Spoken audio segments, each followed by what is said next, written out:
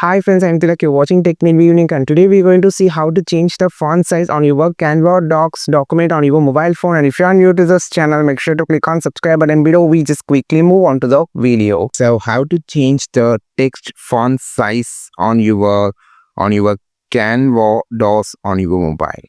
So to change the text font size, so just do this.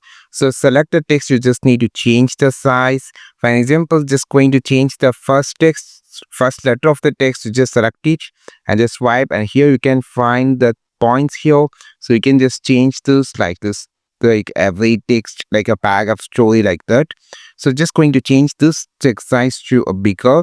So you can just change it to the bigger size or smaller size is according to your wish. This is how we just change the text or font size on your Canva docs on your mobile phone. I think this video helped you a lot. Like this video, share this video, subscribe this channel. We will meet our next video with a super valuable content. This is Tilak signing off from Tech Made Be Unique. Have a wonderful and also a beautiful day.